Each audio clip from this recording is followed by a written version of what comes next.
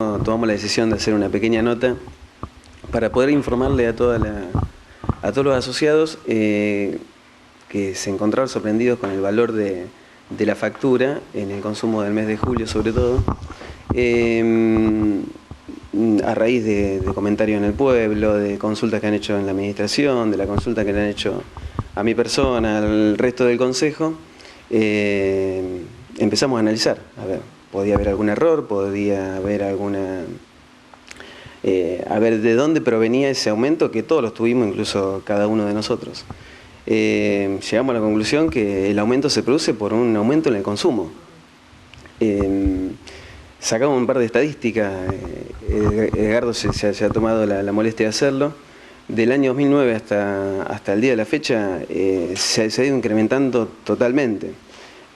Para que tengan una idea, en el 2009 se consumían 3.800.000 kilowatts y hoy estamos, en el 2014 se consumieron 7.310.000 y lo que va del 2015 se consumieron 4.300.000 kilowatts, con lo cual a fin de año se van a consumir 8.600.000 aproximadamente.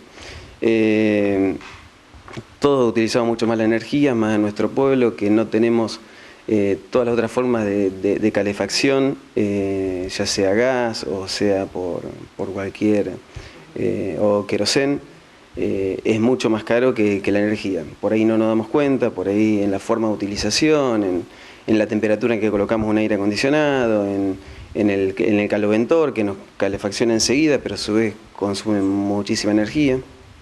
Por eso, bueno, hoy nos acompaña el ingeniero Juan Carlos Cámpora, que es el que nos va a explicar un poquito y nos va a educar un poco y a decirnos que por ahí podemos corregir algunas cositas para optimizar la energía.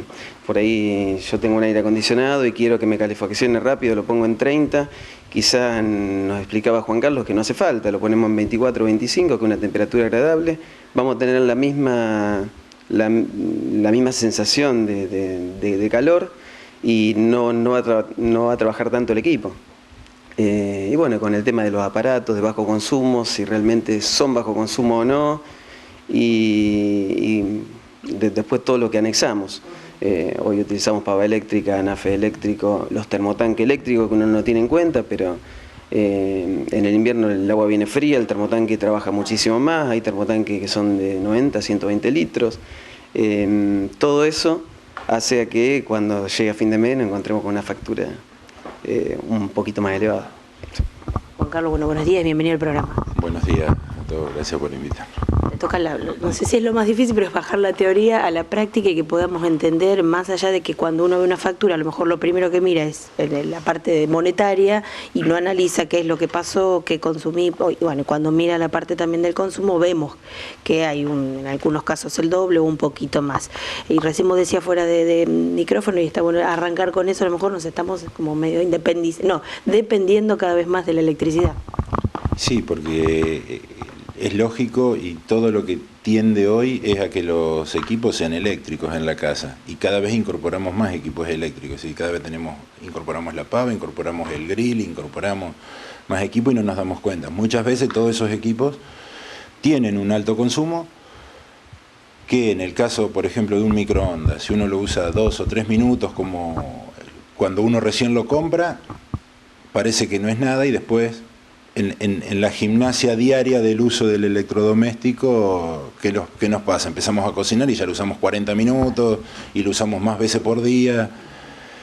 Eso por un lado. Por otro lado tenemos que tener en cuenta lo que decía Mauricio en el caso de lo que es calefacción y refrigeración. Por ejemplo, los equipos de acondicionadores de aire, frío-calor, tienen un determinado consumo y ese consumo no cambia significativamente de frío a calor. Puede haber una pequeña diferencia, pero básicamente no cambia el consumo. Lo que sí cambia es la modalidad de consumo y la eficiencia que tenga el equipo. Decíamos, los electrodomésticos, principalmente las heladeras y los acondicionadores de aire, traen una escala que uno la suele ver, que tiene unas barritas donde dice las categorías que empiezan en la A y va subiendo, donde eso determina cuál es la eficiencia del equipo. Es decir, si yo tengo un equipo en clase C y uno en clase A, para calefaccionar o refrigerar un ambiente, si bien los dos pueden tener la misma potencia, el de clase C va a consumir mucha más energía que el de clase A para lograr la misma climatización. Por otro lado, no tiene sentido ponerlo o muy alto o muy bajo para lograr la calefacción o la refrigeración, porque el equipo no enfría más rápido o calefacciona más rápido porque tenga una temperatura que uno cree que va a llegar más rápido a esa temperatura. En realidad lo que hay que lograr es tratar de lo que se llama una temperatura de confort, que se habla de 24 grados, que es una temperatura agradable, y entonces el equipo cuando logra esa temperatura, y si es adecuado al volumen del ambiente que tiene que calefaccionar o refrigerar, va a empezar a arrancar y cortar permanentemente. Para esto también hay que tener en cuenta muchas veces no dejar abiertas puertas, o sea, pequeñas cosas que van sumando. No, otra cosa que por ahí es importante, que también la gente ha preguntado y que uno a lo mejor no sabe explicarlo bien si lo vas a hacer vos, es que bueno, que hay una escala, una categoría residencial que uno, bueno, cuando se va pasando en la cantidad de kilovatios que ha consumido, también va aumentando el precio, que eso no es algo que se ha determinado acá, sino que viene así reglamentado, y bueno, eso también la gente lo ha notado, a lo mejor no sabe esto, entonces ha notado y preguntan, ¿aumentó la luz? No, se pasó de escala y esa escala es más cara. Sí, en las categorías principalmente residencial, en las otras también existe, pero lo que nos atañe más es la parte residencial. Nosotros tenemos 5 escalas de consumo, o 6 escalas de consumo. ¿Qué es lo que pasa? Esto tiene límites donde están fijados en 120 kilovatios mensuales, la segunda escala llega a 500, la tercera a 700, la cuarta, la otra, bueno, 1400 y más de 1400 kilovatios mensuales. Dentro de estas escalas varía también el valor del kilovatio. Entonces, si uno pasa, por ejemplo, de una escala de 500 kilovatios a la siguiente, el valor del kilovatio se incrementa, no sé, aproximadamente en un 20%. Entonces, si nosotros consumimos 502 kilovatios, inmediatamente cambiamos de escala, o sea, casi no aumentamos el consumo, 2 kilovatios no representa nada, pero en la factura final nos representa un 20% de aumento.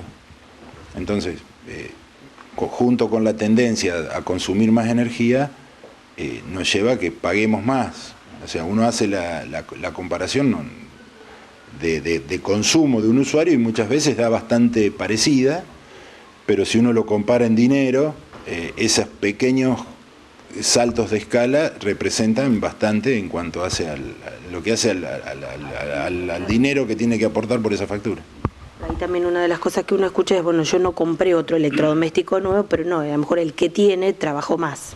Sí, totalmente. Juan Carlos, yo sé que por ahí es difícil explicarlo prácticamente, pero bueno, recién hacía referencia un poco Mauricio.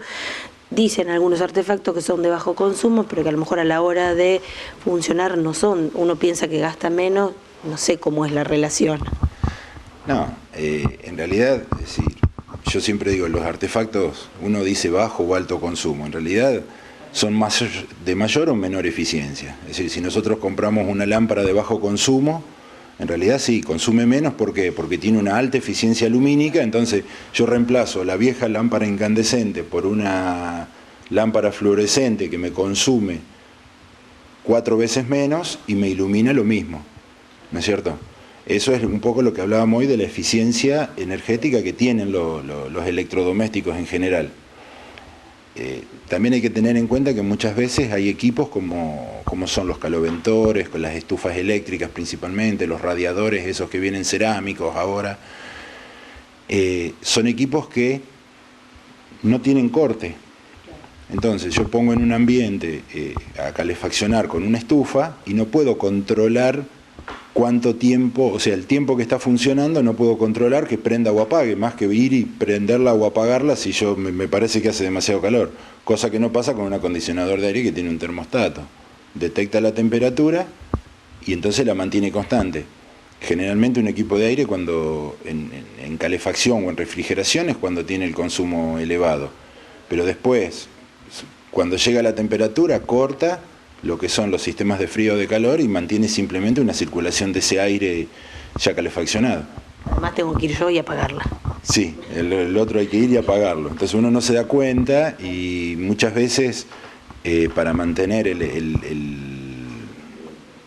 el ambiente en una temperatura está prendida muchas más horas, está prendida muchas más horas. O está prendida las mismas horas, pero durante esas horas tiene el consumo total. El consumo total. Bueno, Edgardo, desde la parte administrativa hay gente que se ha acercado, más que nada a consultar, y bueno, y por ahí lo que llama la atención, y lo decíamos un poco con Juan Carlos, es el hecho de que, bueno, tal vez tiene el mismo aparato en la casa, no incrementó, pero sí incrementó el consumo, y obviamente en la facturación lo vio reflejado. Entonces, bueno, se le trata de explicar más o menos todo esto que recién decíamos, pero tiene que ver también con que, bueno, hay un proceso previo a terminar, a dar el dato final que, bueno, se va repitiendo, se va controlando hasta llegar, digamos, al número que después se va a ver reflejado en la factura. Sí, es así. El proceso prefacturación tiene tres tipos de controles. El primero es in situ, cuando el tomaestado o el empleado va a tomar el estado del medidor, va con un equipo tomaestado, que es una especie de mini computadora, en el cual se ingresa el estado actual del medidor. Ese equipo tiene un control de hacia atrás de 4 meses, promediando los últimos 4 meses, y se excede de un determinado promedio hacia arriba o hacia abajo, el mismo equipo le obliga al operador que reingrese el número, o sea, el operador tiene que volver a mirar el medidor. Vamos a suponer que se ingrese con error. Una vez que viene ese tomaestado aquí a la administración, se absorbe la información en una base de datos, se ordena esa base de datos de mayor a menor y se observan los datos de los consumos más altos. Allí se hace un nuevo control, y el tercer control es cuando el sistema propiamente dicho hace la prefacturación, el proceso anterior inmediato a la facturación, controla con el mes anterior, el mes inmediato anterior, si excede en un 50%, tanto para arriba o para abajo, imprime una hoja que el empleado está obligado a dárselo al tomaestado para que vaya a la casa exactamente y lo revise. O sea que son 3 tipos de controles, precisamente para evitar todo este tipo de cuestiones que son quizá molestas para el asociado, y que, bueno, obviamente la cooperativa tiene que facturar lo que corresponde, lo que se debe. La cooperativa no inventa absolutamente nada. Primero porque por convicción no se hace, y segundo porque es delito. Así que ese tipo de cosas no hay que erradicarlas de plano. Una cuestión que quería aclarar en función al cuadro tarifario. Se sumaron dos cuestiones este último mes de julio. El último mes de julio del 2015, comparado con junio del 2015 y con julio del 2014, es significativamente el promedio de temperaturas más bajo que los 2 anteriores. Entonces, claro, se incrementó el consumo en los equipos, y al incrementarse el consumo, indefectiblemente supera la banda promedio en las categorías residenciales. O sea que al pasar de banda es más caro el cuadro tarifario, que si ustedes después lo ponen en pantalla, van a notar que la banda de entre 700 y 1400 es significativamente más caro que las bandas anteriores. Esta última facturación, 553 asociados superaron la banda de 1400 kilowatts, ¿sí? O sea que el 50%, o casi el 50% de los asociados en energía tuvieron muchísimo consumo. Esto tiene que ver también, y lo pensaba ahora mientras hacíamos la nota, en lo que dijiste en el comienzo, Mauricio, con respecto a que tenemos que empezar también, como pasa con el agua, a cuidar el servicio, no solamente por el gasto en sí, sino porque lo que implica cuidar la energía, como cuando antes los padres nos decían, si no estás en la habitación apaga la luz, sino todas esas cosas que también tienen que ver con una educación, para que después también no lo veamos reflejado en esto. Sí, seguro. Como decía, es parte de la educación. Uno hace las cosas, por ahí anda apurado. Hablaba con Juan Carlos antes de la nota, y a veces a mí mi señora me reta porque yo dejo enchufado el cargador del celular. Y me dice Juan Carlos, dice, quizá vos no notás el consumo en tu casa, pero en realidad, dice, si todos dejamos el cargador del celular enchufado sin tener el celular enchufado, y te produce un consumo.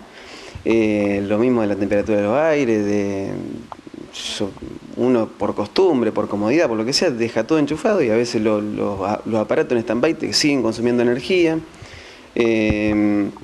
A veces uno se olvida el aire prendido, creo que parte de esa educación de a poquito deberíamos ir corrigiéndolo. Por supuesto que a veces con el trajín que uno lleva es demasiado complicado, pero bueno, lo importante es tener la información.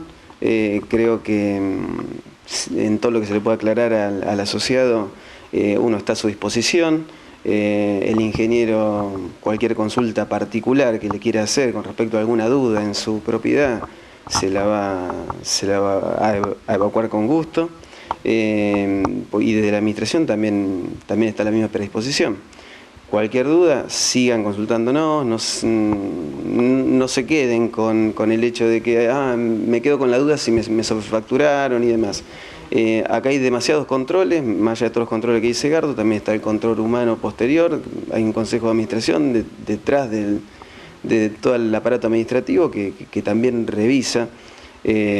Por supuesto nos quedamos absolutamente tranquilos a raíz de todo lo que hemos observado estos últimos días. Pero bueno, que la gente siga viniendo, nosotros no nos molestan, sí nos molestaría escuchar por ahí algún comentario y que no se hayan venido a sacar la duda a la cooperativa. Así que bueno, a su disposición cuando quieran que se acerquen. Bueno, gracias Juan Carlos por toda la parte teórica bajada a la práctica.